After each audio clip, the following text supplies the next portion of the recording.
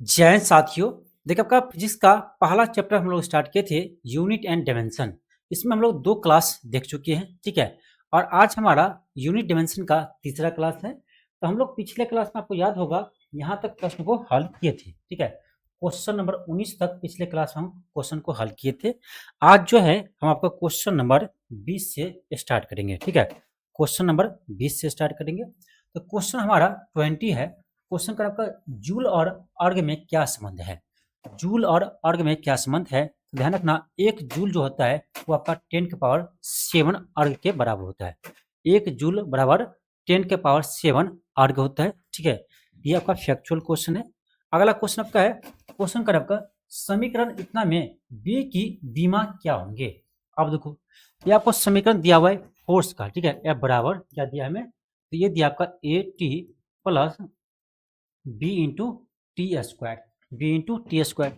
अब आपसे पूछ रहा है बी का डायमेंशन क्या होगा।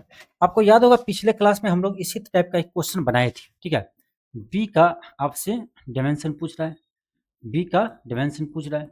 अब देखो इसी टाइप का क्वेश्चन हम लोग पिछले क्लास में बनाए हुए थे। कैसे करते हैं, तो हम क्या करते हैं, बहुत सिंपल है कि देखो जो यूनिट लेफ्ट साइड वाला का होगा वही यूनिट आपका राइट साइड वाला का होगा, तभी तो बराबर हो सकता है, ठीक है। तभी बराबर हो सकता है। 1 केजी चीनी जो है ना वो 1 केजी चावल के बराबर नहीं हो सकता है, ठीक है। कंपेयर करते हैं हम सेम फिजिकल क्वांटिटी से, ठीक है। सेम फिजिकल क्वांटिटी देगा तभी हम कंपेयर कर सकते हैं, ठीक है।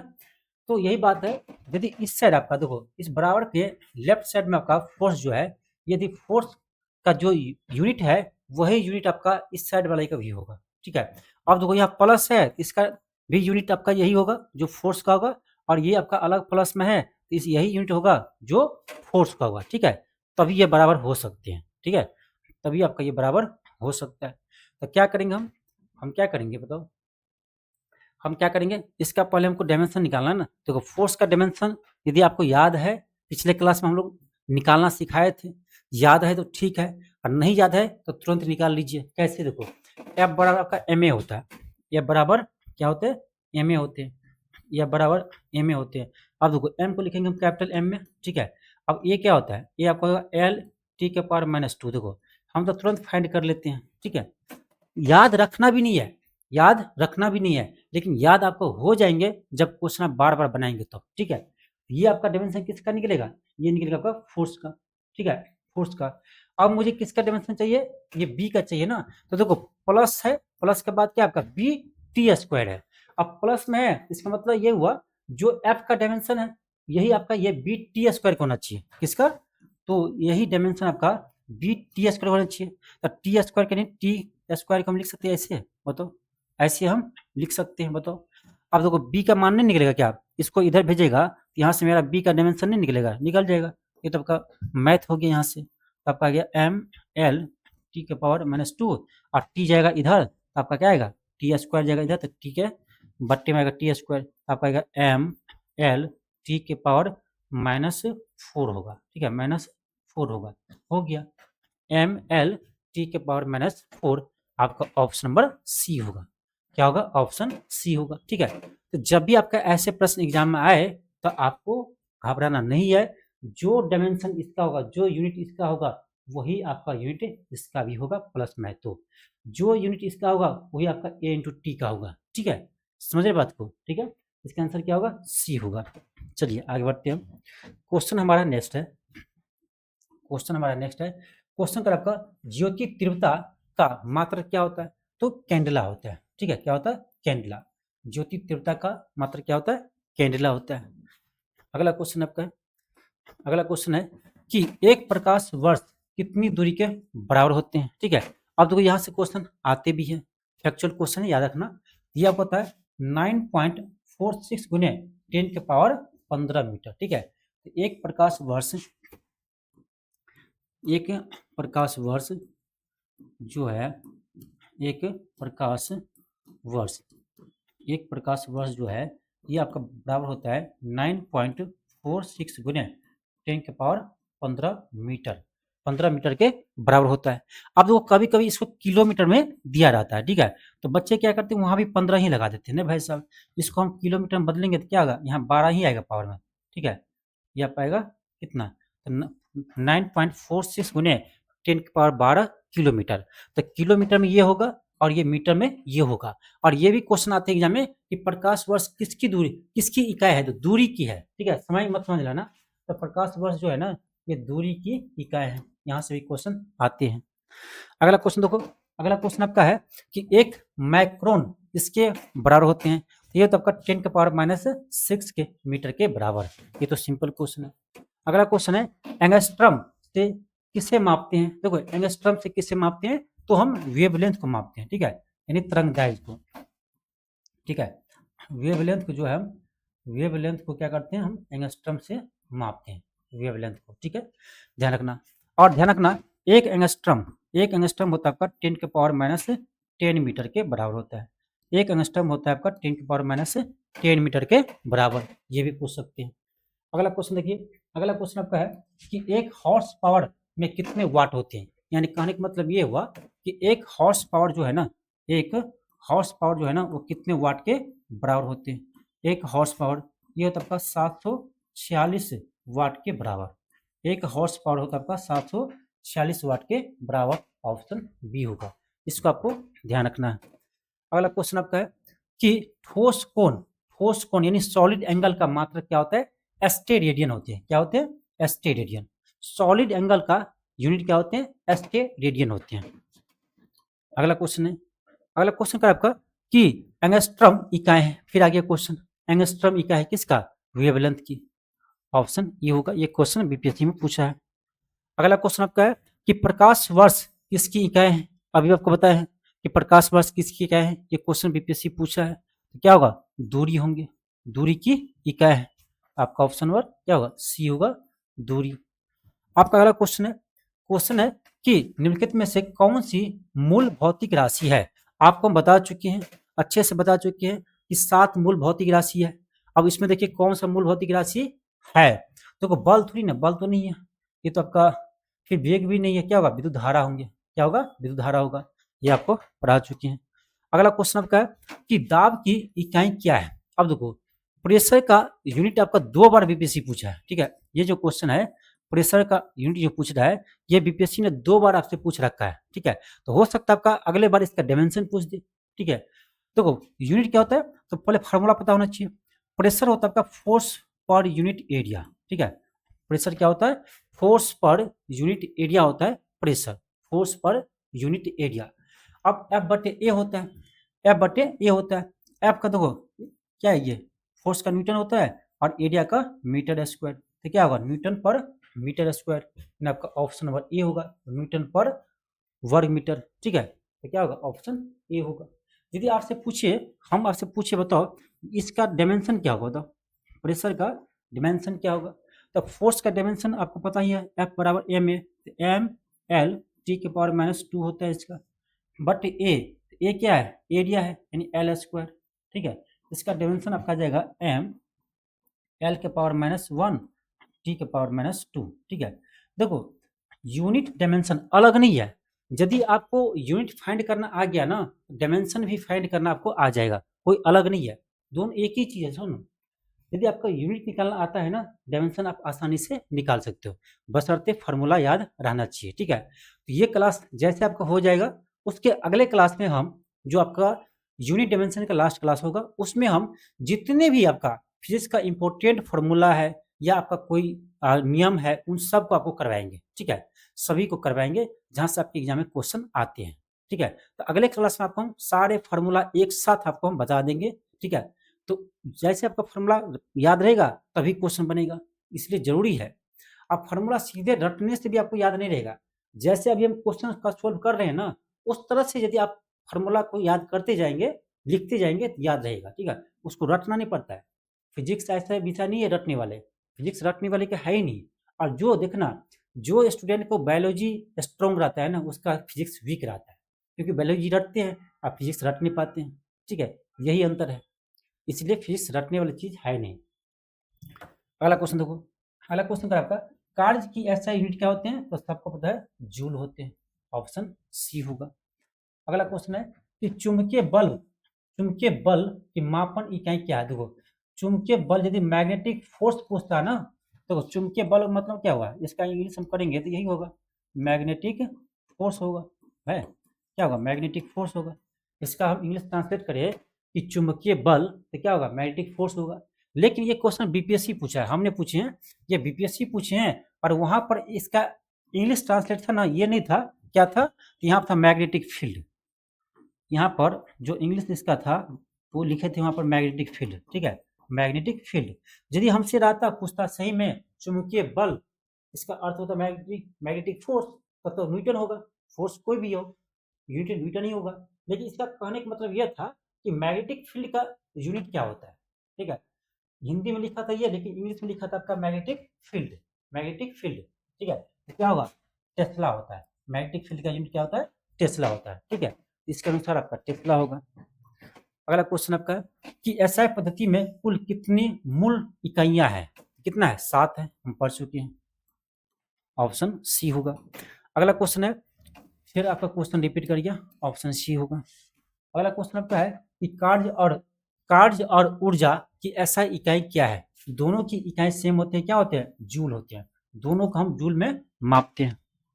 अगला क्वेश्चन है कि ध्वनि की तीव्रता मापने की इकाई क्या है, सबको पता है डेसिबल, किससे मापते हैं हम, डेसिबल में मापते हैं। अगला क्वेश्चन है कि विभवांतर को मापने वाला यंत्र कौन सा है, मैं देखो विभवांतर को मापते हैं किससे, वोल्ट में मापते हैं, यंत्र ने पूछ रहा है, मात्रक पूछे, सॉरी, तो विभवांतर को मापते हैं वोल्ट मीटर से, मापने की बात करें ना तो क्या होगा, इसको मापते हैं वोल्ट मीटर से, ठीक है, वोल्ट मीटर से, तो वोल्ट मीटर से क्या करते हैं, मापते हैं, ठीक है, उसको ध्यान रखना। और विद्युत धारा किस मापते हैं हम, तो एमीटर से, इसको हम एमीटर से मापते हैं, इसको आप ध्यान रखना, ठीक है, यहाँ से प्रश्न आते हैं। अगला क्वेश्चन है, अगर 1 किलोवाट जो है कितने जूल के बराबर होते हैं, ठीक है। आप देखो, आप इलेक्ट्रिक बिल देखे होंगे ना, बिजली बिल देखे होंगे, वो आपका किलोवाट में ही रहता है, किलोवाट आवर में ही रहता है, ठीक है, ध्यान रखना।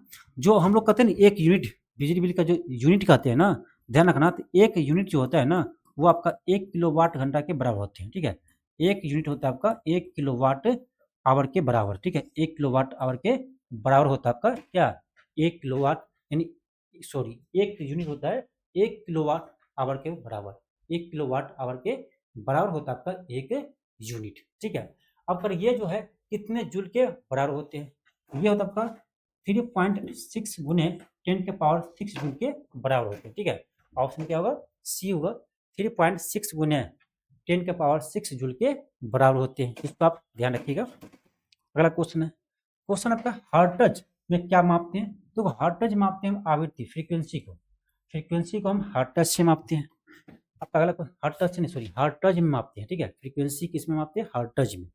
अगला क्वेश्चन है, विद्युत धारा की इकाई क्या है, सबको पता है एम्पियर है, ठीक है। अब यहाँ पर आप आएगा विद्युत धारा, तो एक चीज देख लो, देखो आई क्या होता है, इलेक्ट्रिक करेंट, आई होता है क्या आपका dq/dt होता है, देखा जाए ना तो सही से आपका dq/dt होता है, लेकिन आपको तो 12th वाले पढ़ना नहीं है, ठीक है, इसीलिए आप सिंपल ध्यान रखो आपका कि आई बराबर क्या होता है आपका q/t, बस ऐसे आप ध्यान रखो, आई बराबर q/t, यहाँ से q का फॉर्मूला आपका आएगा क्या है, आई इंटू टी, यहाँ से भी हो सकता है आपका न्यूमेरिकल क्वेश्चन दे दें, ठीक है, तो फॉर्मूला याद रहेगा ना तो क्वेश्चन आप आसानी से बना सकते हो।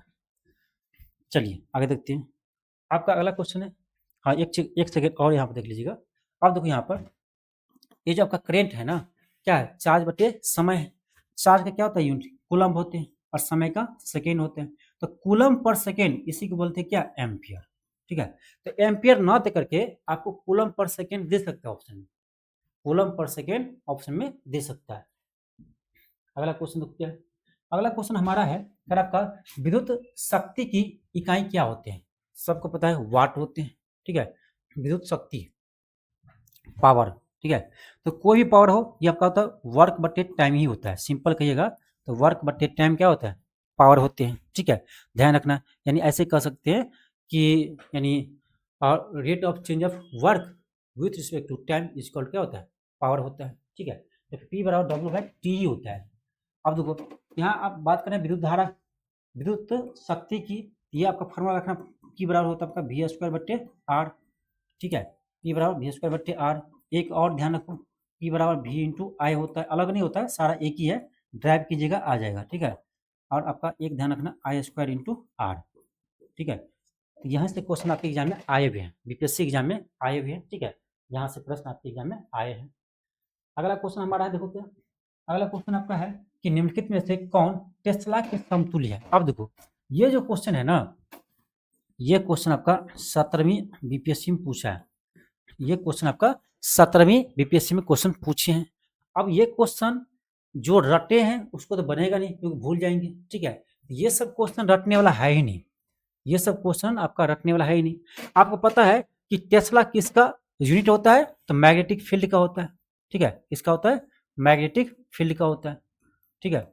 मैग्नेटिक फील्ड का क्या होता है, ऐसा यूनिट टेस्ला होता है। अब टेस्ला का करंट कौन समतुल्य होगा, अब जिसको मैग्नेटिक फील्ड का फार्मूला पता रहेगा वही इसको बता सकते हैं, और रट के तो नहीं बता सकते, मुझे तो याद नहीं रहता है।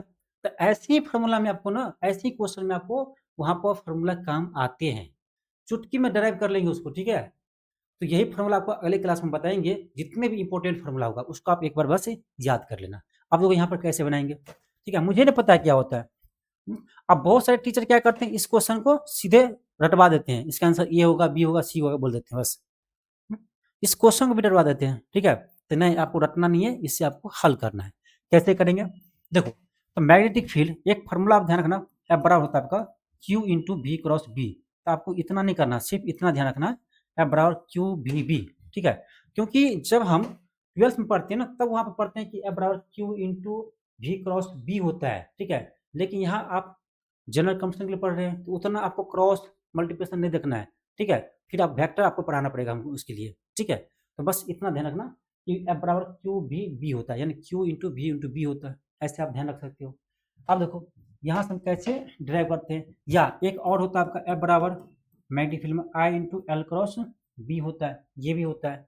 अब जिससे मुझे हल हो जाएगा, जिससे मुझे आंसर आ जाएगा उसमें देख लेंगे, क्योंकि ये भी क्या है, मैग्नेटिक फील्ड नहीं है, ये भी क्या है, मैग्नेटिक फील्ड नहीं है, ठीक है। तो अब क्या करो, यहाँ से बी निकालो, मैग्नेटिक फील्ड बराबर, तो एफ आपका इधर जाएगा, एफ बट्टे ये क्या आएगा आपका आई इंटू एल आएगा।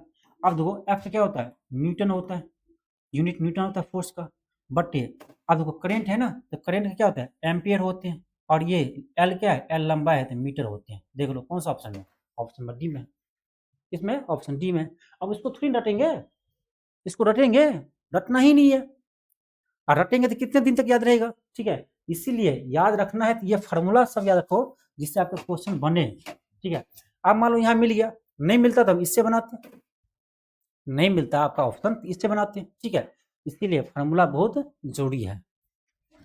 अगला क्वेश्चन देखो, अगला क्वेश्चन कर आपका ओम मीटर किसका मात्रक है, ओम मीटर जो है किसका मात्रक है।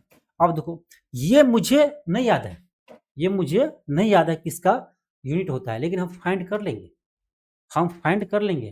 तो मेन है बेसिक आपको सीखना है। यदि आप हमारे पास क्लास ज्वाइन किए हैं ना, तो आपको हम साइंस इस तरह से पढ़ा देंगे ना कि जिंदगी में आपको कभी रटना ही नहीं पड़ेगा, ठीक है। हाँ बायोलॉजी आपको रटना पड़ेगा, लेकिन फिजिक्स केमिस्ट्री में भी कुछ याद करना पड़ेगा, लेकिन आपका फिजिक्स में कोई भी चीज़ आपका इसमें रटना नहीं पड़ेगा, सारे चीज़ आपको समझने वाली चीज़ है, ठीक है। तो आपको ना पूरे क्लास कर लो, फिजिक्स का आप हीरो बन जाए, ये कंपटीशन लेवल का, ठीक है, हीरो बन जाएंगे आप, डरेंगे नहीं फिजिक्स क्वेश्चन से। अब देखो इस क्वेश्चन को क्या करा है कि ओम मीटर मात्र किसका होता है, कितना याद होगा, ठीक है, प्रतिरोधकता रेजिस्टिविटी का होता है, ठीक है। लेकिन मुझे नहीं याद है, मैं मानता हूँ मुझे याद नहीं है, हम कहाँ जाएंगे, हमको लेकिन एक चीज पता है, रेजिस्टेंस का फॉर्मूला क्या होता है आपका, रो इंटू एल बाई ए होता है। क्या होते हैं, रो इंटू एल बाई ए होते हैं। रो क्या है, यही आपका रेजिस्टिविटी है। यहाँ से हम क्या करेंगे, रो का फॉर्मूला ड्राइव कर लेंगे। अब इस सबको इधर ले जाओ, ये आपका आएगा आर इंटू ए आएगा, आर इंटू ए आएगा, बटे ये आपका एल आएगा। आर क्या होता है, रेजिस्टेंस होते हैं, इसका क्या होता है आपका ओम होते हैं, क्या होते हैं, ओम होते हैं।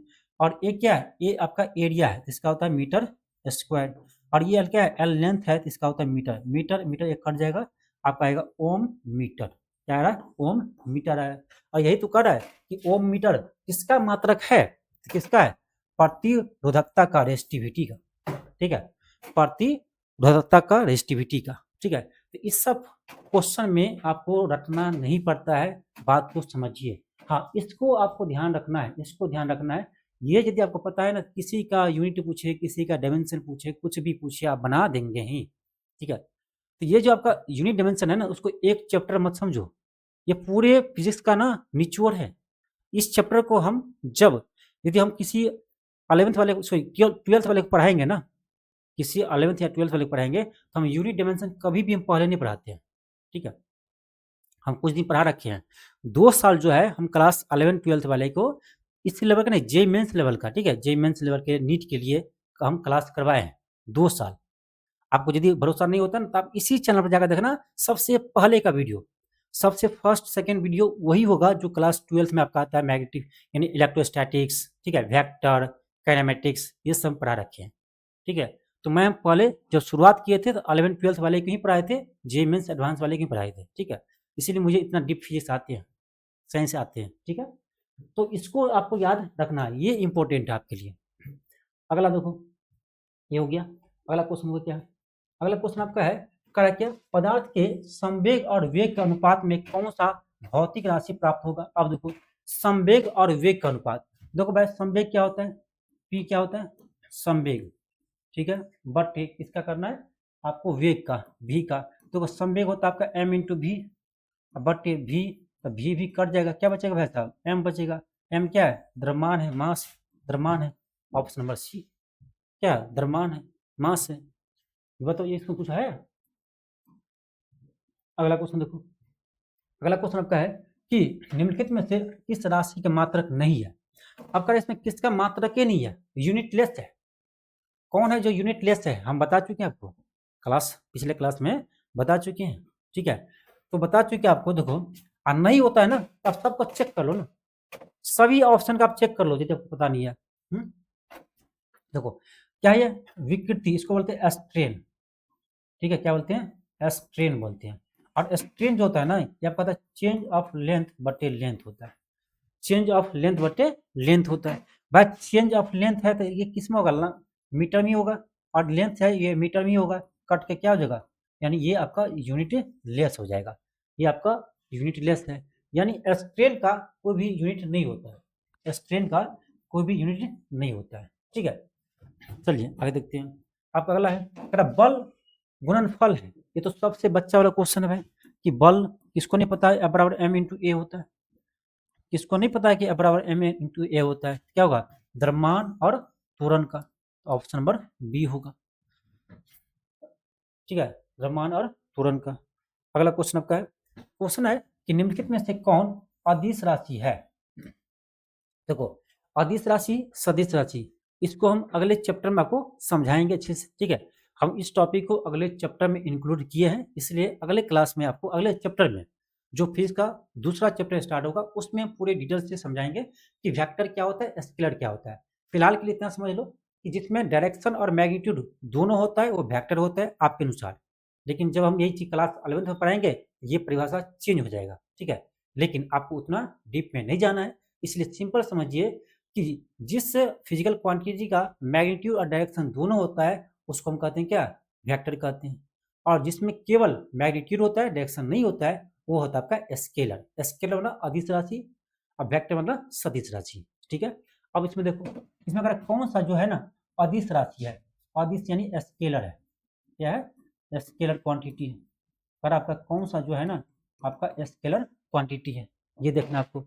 अब देखो बल जो है, फोर्स, भाई फोर्स जो है किसी न किसी दिशा में लगाते हैं, आप देखे होंगे फोर्स जब भी लगता है देखना किसी न किसी डायरेक्शन में लगता है, ये नहीं इसका डायरेक्शन तो है, और फोर्स का कुछ न कुछ मान होता है, 10 न्यूटन, 15 न्यूटन, 20 न्यूटन, ठीक है।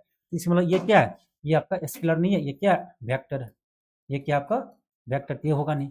अब देखो प्रेशर, दाब, दाब प्रेशर क्या होता है आपका, फोर्स पर यूनिट एरिया होता है, फोर्स पर यूनिट एरिया होता है, और ये आपका क्या है, ये आपका स्केलर क्वांटिटी होता है। प्रेशर आपका स्केलर क्वांटिटी होता है, न कि वेक्टर, ध्यान रखना, ठीक है। अब देखो वेग जो है, तो वेग ये किसी न किसी दिशा में होता है, त्वरण भी किसी न किसी दिशा में होता है, इसका आंसर क्या होगा, दाब होगा प्रेशर। प्रेशर वेक्टर क्वांटिटी नहीं है, यह एक स्केलर क्वांटिटी है। आपका अगला क्वेश्चन है, निम्नलिखित में से कौन सा राशि सदिश नहीं है, ध्यान दो, सदिश नहीं है, भाई सदिश नहीं है यानी वेक्टर नहीं है, यानी स्केलर है, कहने का मतलब यही हुआ भाई वेक्टर नहीं होगा तो क्या होगा, स्केलर होगा, और वेक्टर नहीं है स्केलर होगा। तब देखो विस्थापन डिस्प्लेसमेंट किसी न किसी दिशा में होता है, ये क्या आपका वेक्टर है, वेग वेक्टर है, बल वेक्टर है, आयतन आयतन आयतन किसी दिशा में नहीं होता है। आप कभी सुने हो कि किसी चीज का आयतन उस दिशा में होता है, किसी चीज का आयतन जो है वो आपका इसमें डायरेक्शन नहीं होता है, वो क्या है, स्केलर है। अगला क्वेश्चन है, फिर आपका धारा घनत्व, ये भी क्वेश्चन बीपीएससी में पूछा है। क्या करा, धारा घनत्व यानी इसको कहेंगे इंग्लिश में करेंट डेंसिटी, क्या कहेंगे, करेंट डेंसिटी, ठीक है, करेंट डेंसिटी। देखो देखो हम भी जो है ना क्लास 11-12 होता है ना जे मेंस एडवांस, उसमें हम इंग्लिश मीडियम ही थे मेरा भी, ठीक है, तो ऐसा नहीं फिजिक्स साइंस मुझे भी इंग्लिश में ही आता है, लेकिन हम हिंदी में पढ़ा देते हैं, ठीक है। तो आपको अगले क्लास से जो है ना क्वेश्चन में बाइलिंगुअल कर दिए, सिर्फ क्वेश्चन आपका दोनों लैंग्वेज में रहेगा, हिंदी इंग्लिश दोनों में, क्योंकि साइंस में थोड़ा सा समझना हिंदी में डिफिकल्ट हो जाता है किसी किसी स्टूडेंट के लिए। मेरे लिए तो दोनों बराबर है, चाहे इंग्लिश हो चाहे आपका हिंदी हो, ठीक है। तो आपका करा धारा घनत्व, ठीक है, यानी करेंट डेंसिटी। तो करा करेंट डेंसिटी क्या है, ठीक है, क्या है, एक विमाहीन है क्या, या एक अदिश राशि है क्या, या एक सदिश राशि है क्या, अब देख लो। तो करेंट डेंसिटी होता है आपका जे बराबर सिग्मा इंटू ई होता है, ठीक है, ये फॉर्मूला आप ध्यान रखना, जे बराबर क्या होता है, करेंट डेंसिटी जे बराबर होता है सिग्मा इंटू ई, ई क्या है, इलेक्ट्रिक फील्ड है, ठीक है। देखो आपको देखने से नहीं लग रहा क्या है, वेक्टर क्वांटिटी है, वेक्टर है यानी आपका ये सदिश राशि है, क्या है, वेक्टर क्वांटिटी है, सदिश राशि है, ठीक है। तो फॉर्मूला भी ध्यान रखना, जे बराबर यानी करेंट डेंसिटी बराबर सिग्मा इंटू ई। अगला क्वेश्चन देखो, अगला क्वेश्चन आपका है, अगर आपका निम्न से कौन सी सदिश राशि नहीं है, निम्न से कौन सी सदिश राशि नहीं है, यानी सदिश नहीं है यानी वेक्टर नहीं है तो क्या होगा, स्केलर होगा। भाई वेक्टर नहीं होगा यानी कहने का मतलब कौन है, आपका देख लो कौन वेक्टर नहीं यानी स्केलर है, ये देखो देखो गति स्पीड, देखो ध्यान रखना स्पीड जो है ना इसका डायरेक्शन नहीं होता है, ये क्या है, ये आपका स्केलर है, वेक्टर नहीं है। वेग ये वेक्टर है, बल आघूर्ण यानी टॉर्क, ठीक है, टॉर्क, देखो टॉर्क आपका होता है ना, ये आपका होता है आर क्रॉस एफ होता है, ठीक है, आर क्रॉस एफ होता है टॉर्क, ये आपका वेक्टर है। विस्थापन ये भी वेक्टर है, क्या होगा, ऑप्शन ए होगा, जो आपका वेक्टर नहीं है यानी स्केलर है, ठीक है, ऑप्शन ए होगा। अगला क्वेश्चन देखो क्या, आपका अगला क्वेश्चन है कि किस मीटर का उपयोग वाहन द्वारा तय की गई दूरी को मापते हैं, भाई ओडोमीटर, सबको पता होगा।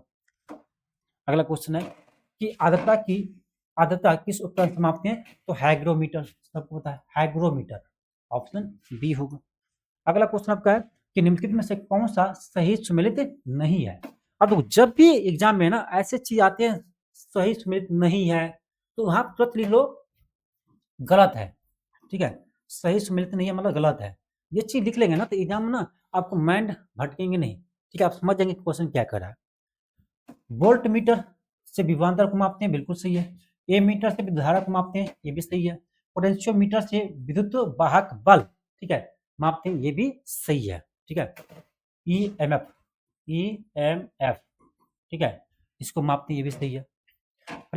गैल्वेनोमीटर विद्युत प्रतिरोध, गलत है। देखो भाई गैल्वेनोमीटर से हम ना माइक्रो एम्पियर में करंट को ही मापते हैं, ठीक है, माइक्रो एम्पियर में जो है ना हम करंट को ही मापते हैं, आपका गैल्वेनोमीटर से भी है, ठीक है। तो ये आपका क्या कर रहा है, विद्युत प्रतिरोध, तो आपका ऑप्शन नंबर डी ही गलत है, इसलिए आंसर क्या होगा, ऑप्शन डी होगा, क्योंकि कह रहा था कौन सा गलत है।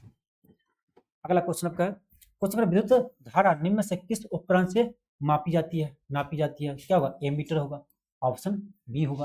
यहाँ पर आप कुछ समझ लो, ठीक है, एक फार्मूला आप याद रख लो, V बराबर आई इंटू आर, इसी को लोग कहते हैं ओम्स लॉ, ठीक है, यहाँ से आपका आई आएगा V/R, यहाँ से भी क्वेश्चन आते हैं, सीधी सीधी क्वेश्चन आते हैं, और बच्चे क्या करते हैं क्वेश्चन गलत करके आ जाते हैं, बहुत सिंपल आते हैं यहाँ से क्वेश्चन, R बराबर V/I।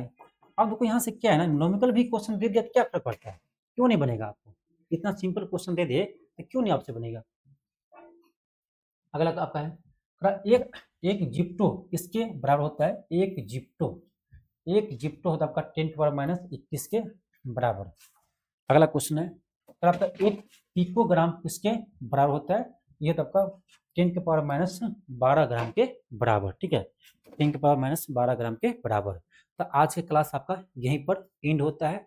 और आपका यूनिट डायमेंशन का एक क्लास आपका और रह जाएगा, जिस क्लास में हम लोग क्या देखेंगे, ठीक है, एक आपका और क्लास होगा, ठीक है, उसमें क्या देखेंगे कि जितने भी आपका इंपॉर्टेंट फार्मूला है फिजिक्स का, इंपॉर्टेंट फार्मूला है, इसको आपको हम बताएंगे, ठीक है, इसको आपको बताएंगे अगले क्लास में, जिससे क्या होगा कि जितने भी इंपॉर्टेंट फार्मूला है आपको आपके पास मिल जाएगा ना, तो आप इसको देखते रहेंगे तो आपको याद भी हो जाएगा, और क्वेश्चन बनाते रहेंगे तो और आपको याद होगा, ठीक है, जितने प्रैक्टिस करेंगे उतने ही आपको चीजें याद रहेंगे, ठीक है।